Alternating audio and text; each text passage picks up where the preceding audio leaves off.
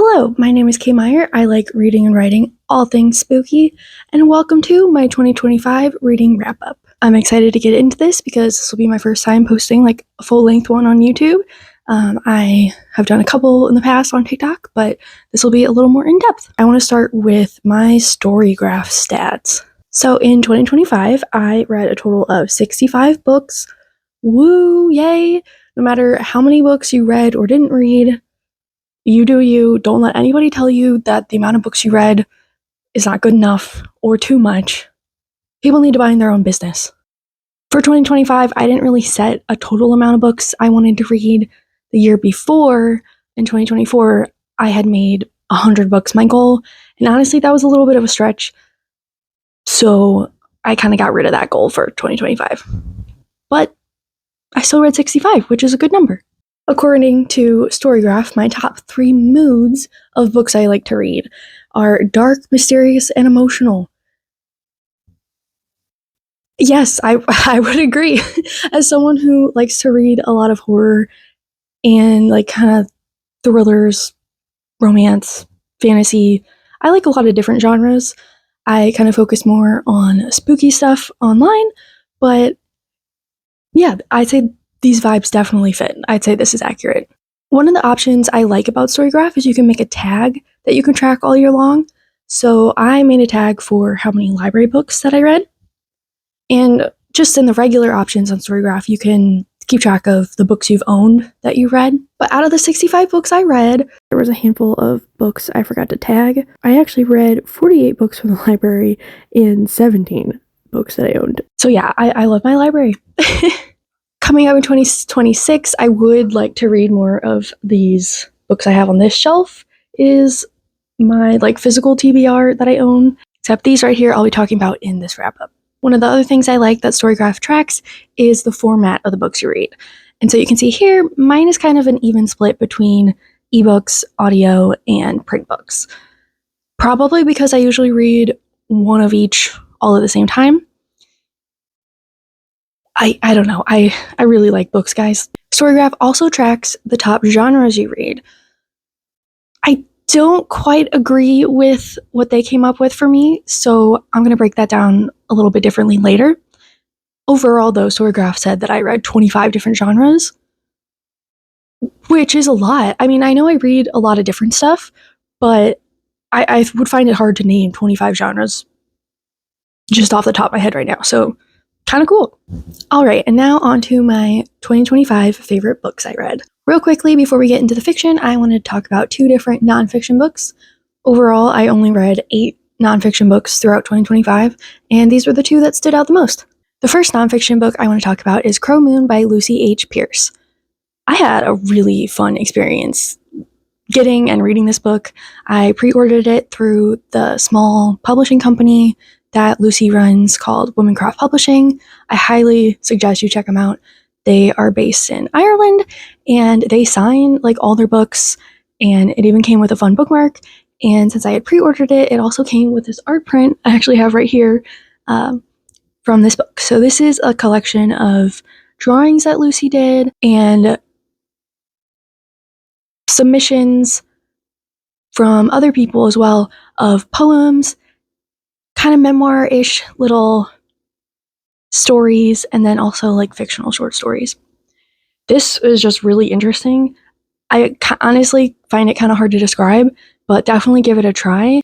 It has a lot to do with things of nature, like crows, the dark woods, but also burnout and your intuition, and overall just a fun, witchy winter book.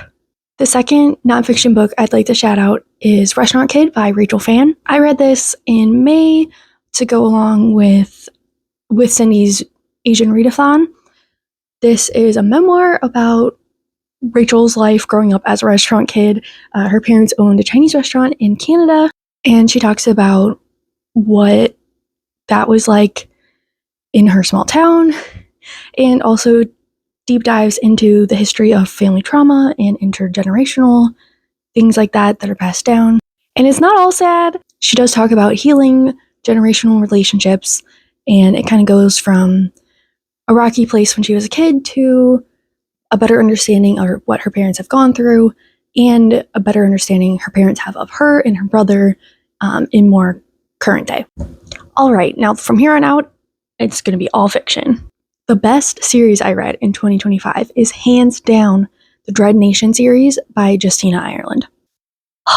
This is a YA horror duology that reimagines what the world would look like if the zombie apocalypse is what stopped the Civil War. So this takes place about 10 years after that, and kind of what America looks like and the end of slavery because of zombies. This was so cool. This is one of the best recommendations I got this year. One thing you need to know about me is I love everything to do with zombies. I will read or watch anything with zombies. And this was such a cool and interesting take on the zombie apocalypse. I also love historical fiction that has a little side twist of either like fantasy or paranormal type things like that. So this was awesome. It follows the two main characters, Jane, who grew up on a plantation. Her mom is the owner of the plantation, and she is sent to one of these finishing schools for black girls at the time, fictionally, of course, to train and learn how to be like amazing zombie killing machines. Also, they can become attendants to the rich white ladies of what is left of society. That is where she meets Catherine, who she calls Kate, who also goes to the school. She is light-skinned enough that at certain points where it is beneficial for the story, she passes as white to kind of secretly undermine the horrible white supremacy stuff that they run into. But Kate is also really fun because Jane is all about wearing more masculine clothing to be able to better fight zombies, like pants. Whereas if you think back to, like, obviously in the 1870s, it was still scandalous for women to wear pants, right? But Kate is fun because she's like, the day I can't kill a zombie in a corset is the day I die. So I like the little juxtaposition we have going on with those two. The best sequel I read in 2025 is Virulence by Toni Duarte. This is the second book in the Bioluminescence trilogy, third book pending. This is a young adult dystopian, sci-fi, post-apocalyptic, a la The Last of Us. Very, very interesting.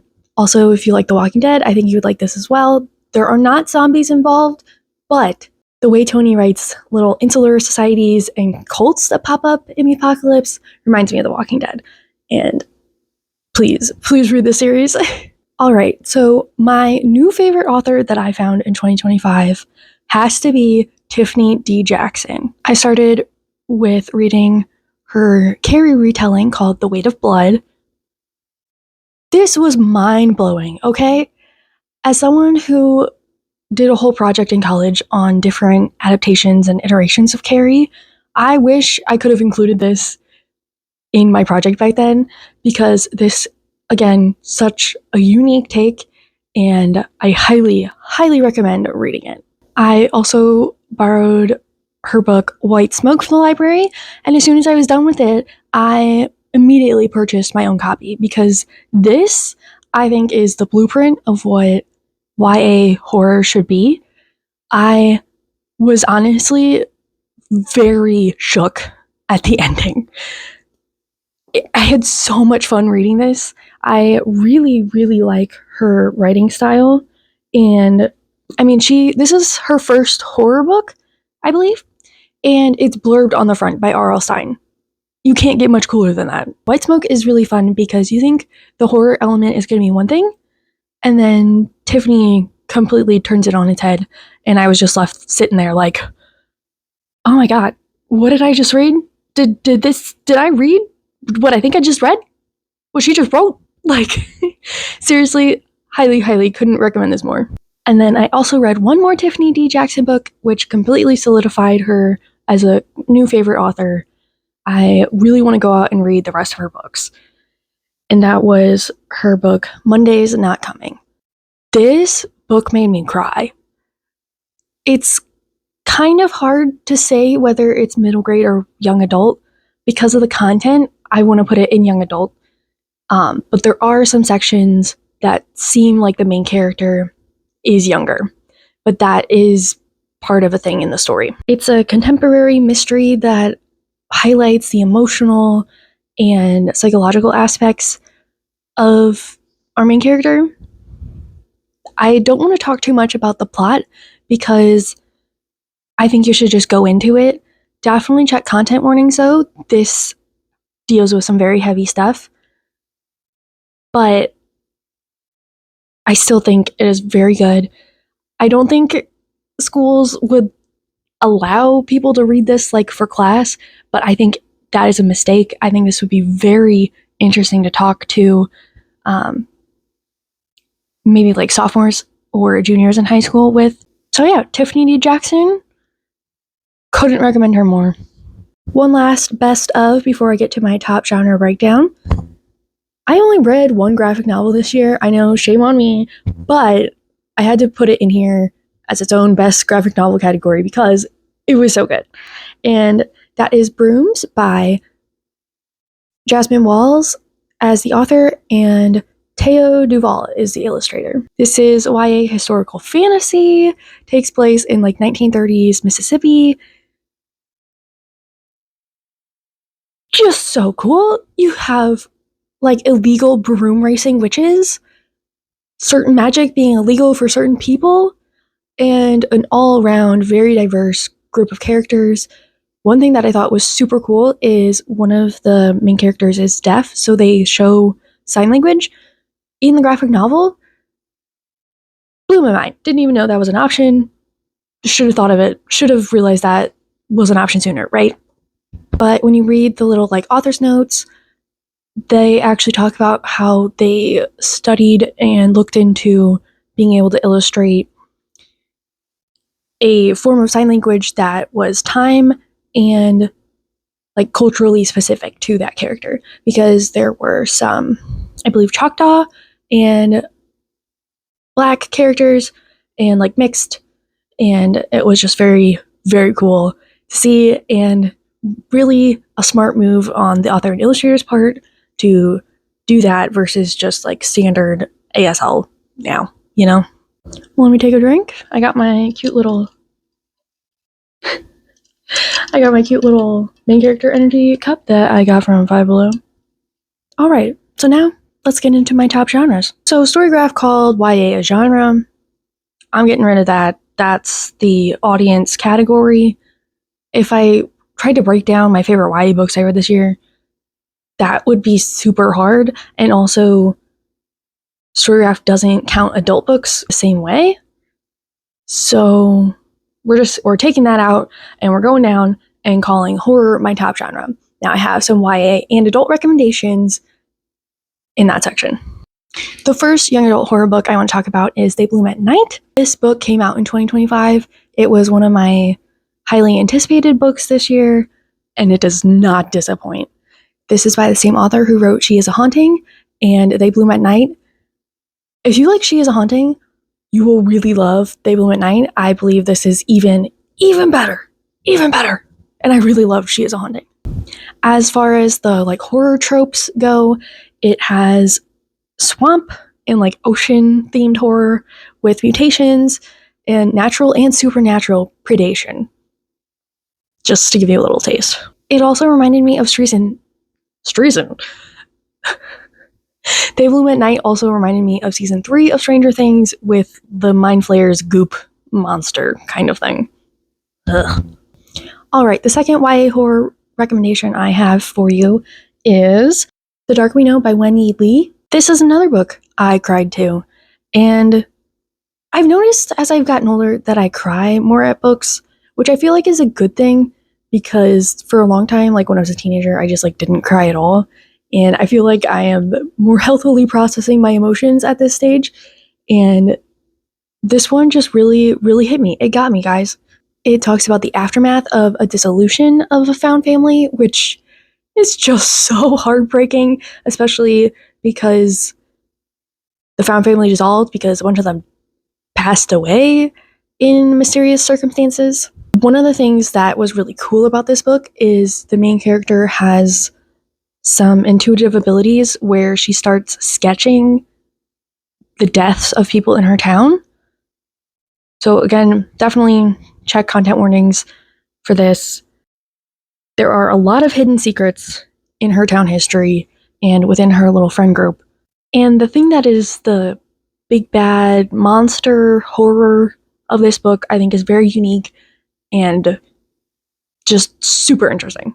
And I loved how the story all came together. All right, now for a couple of adult horror recommendations I read this year. The first being My Darling Dreadful Thing. I still think about this book, like, very regularly. It talks about ghosts, and our main character has, like, a personal ghost that she sees and follows her around. There's also a very disturbing thing with saint statues. I'm not going to elaborate more on that, but just know.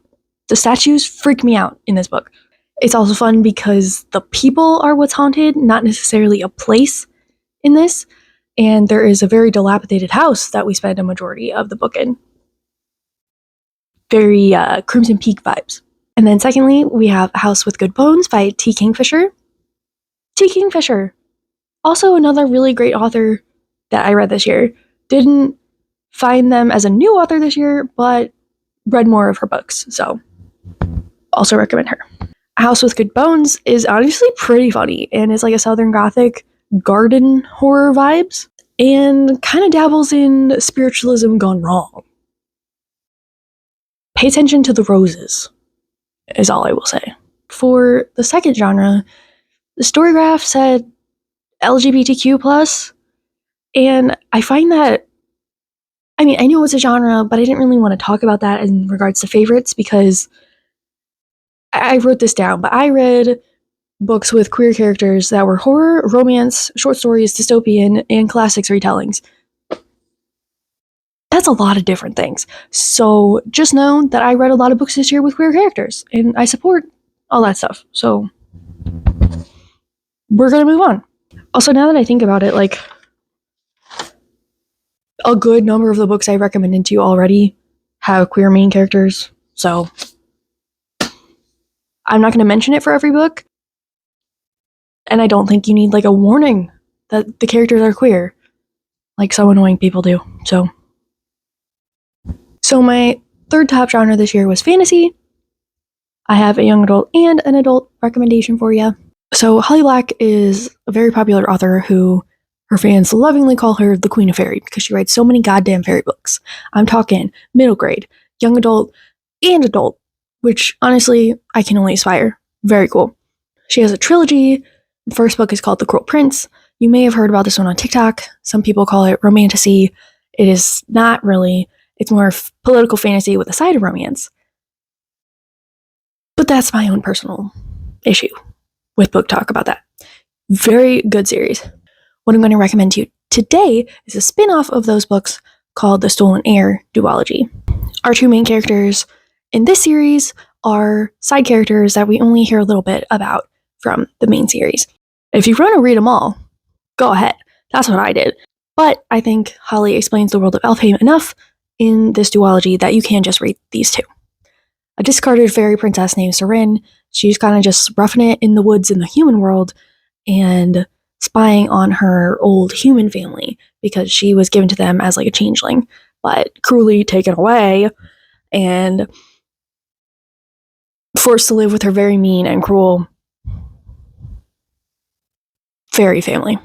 And then there's Oak, who is the younger brother of Jude from the main series, and they have their own little backstory where they met as kids in the main series, but this duology is about them when they're older and the trials they go through and the journey, the adventure, and how they fall in love. I read the audiobooks for these from the library. Very fun to listen to. The first one is narrated by Seren, and the second one is narrated by Oak. I was not expecting that. A lot of times in like romance, there will be like dual POV, but this was cool because it was dual POV in the series, but one main POV for each book.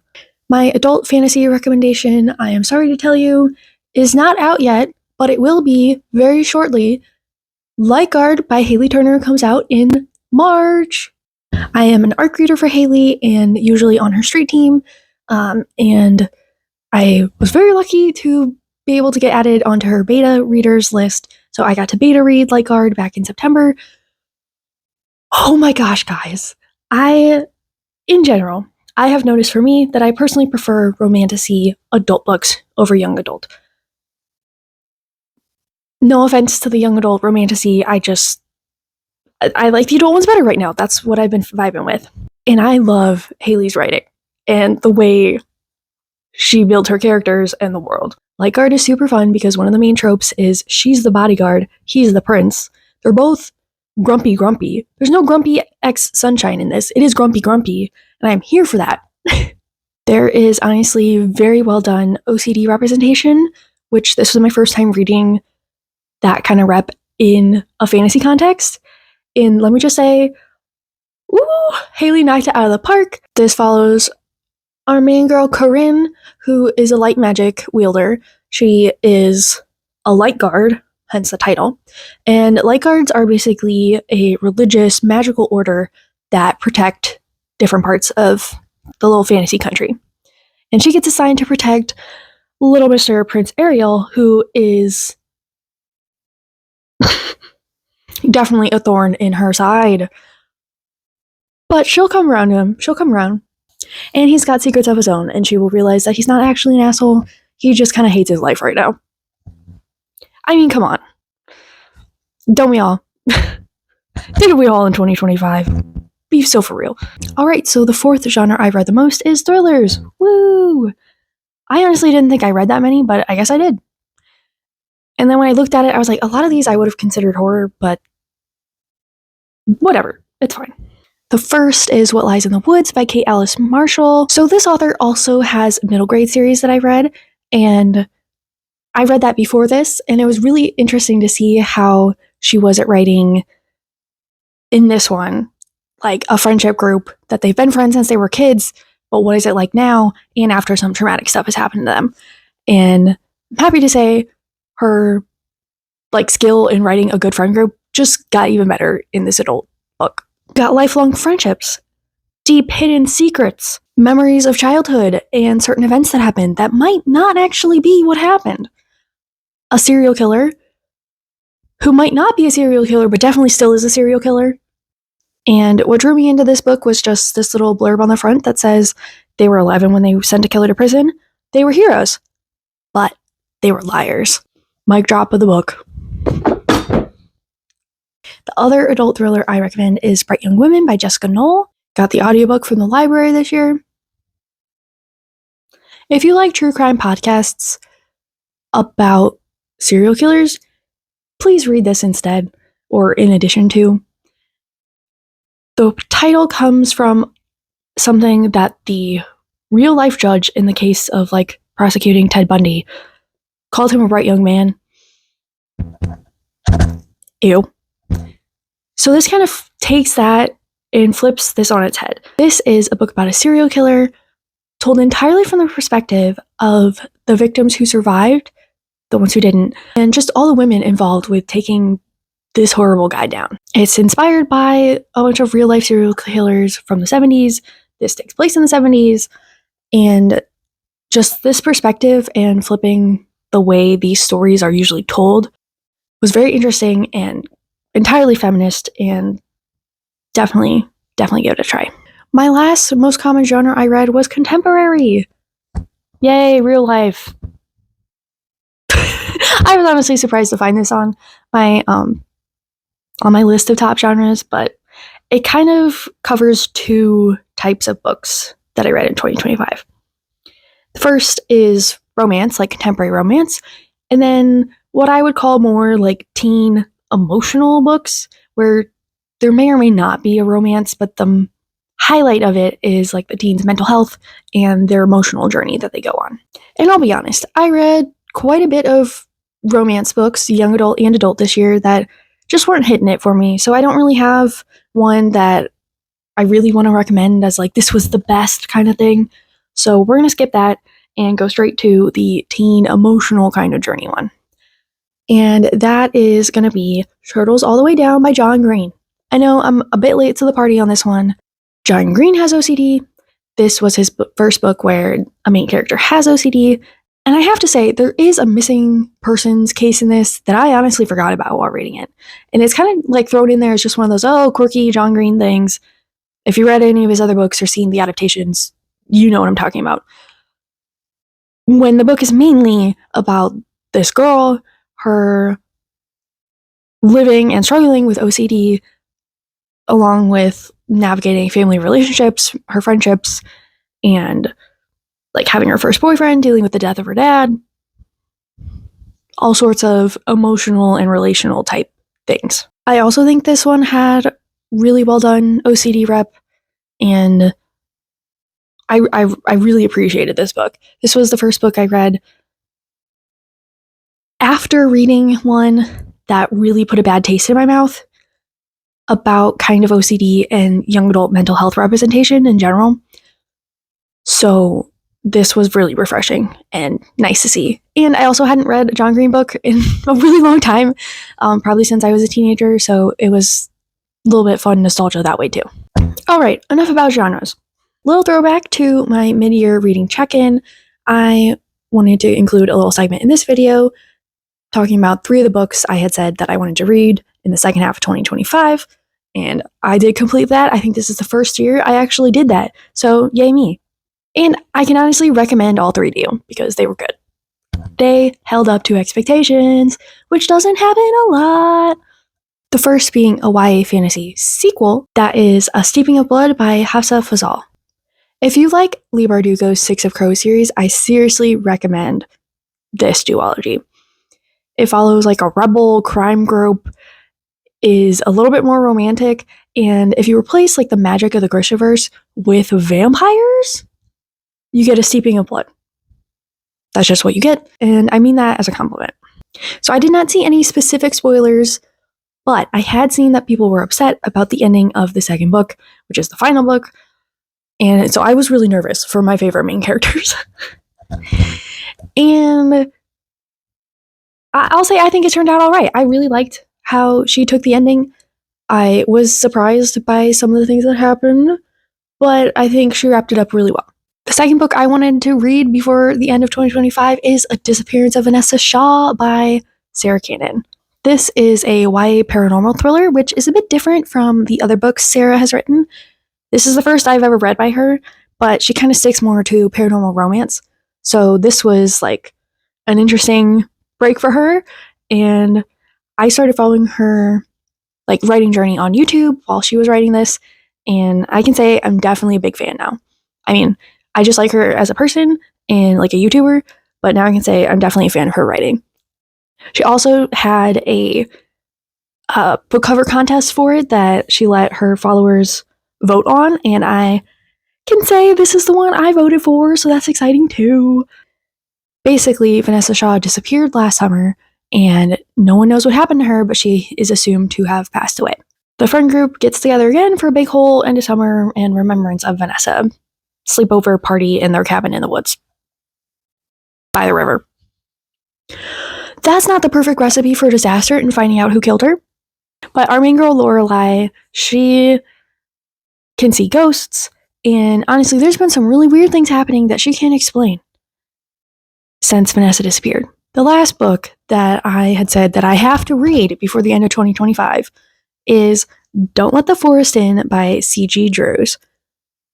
And boy, this is another one of those books that immediately went onto my shelf of like, this is how I want my book to be kind of thing. This was a beautifully bloody and imaginative ride, if that makes sense. This is a YA horror that honestly blew my mind. The prose is very beautiful and honestly kind of gory and scary at some parts, but in the best way. Like, this was just like the perfect thing I needed to end my October horror reading challenge with. There's a really cool element in this where the stories and the drawings of the two main characters are coming to life, and that is the horror element that starts attacking them at their boarding school, and they're such babies. I want to protect them. They like go out in the woods and hunt the monsters at night so no one in their school dies. And it's just like, oh, I want to help them so bad. There are also some really cool original like fairy tales that the main character writes, and I just really loved all the imagery, and this had one of those endings that just left me thinking and thinking and thinking. And I just honestly, I really, really loved this book. And then for the last part of this video, I just wanted to name 3 upcoming 2026 releases that I am super excited about. The first is The Hollow Dark by Toni Duarte. This is coming out in February. I have a copy of this because I'm going to be an ARC reader. It's on my list of things to get to next. This is a YA like gothic fantasy with ghosts and magic and queer characters, and I just can't wait. I'm super excited to get into this because I love how Toni writes the world building of her dystopian series, so I think it's just going to be top tier for this upcoming gothic fantasy. The second one I've already mentioned previously in this video is Light Guard by Haley Turner. It is coming out in March. More from me coming on that soon. And that is an adult romantic fantasy. And then the last one is The Secret World of Briar Rose by Cindy Phan? Sorry, I always call her with Cindy because that's her YouTube channel, and now I have to be like, wait, what's her author name? So Cindy Phan, this book is coming out in June. It is a YA sapphic princess and thief story that, from what she's like revealed about it so far, definitely inspired by Cindy's experiences with depression and wanting to escape into like a fantasy world. And so this Sleeping Beauty doesn't want to wake up, which I think is going to be a cool take on the classic fairy tale. So that is all my recommendations from 2025. I hope I was able to name something that you're looking forward to reading now. Thank you for watching, and I hope you have a great new year.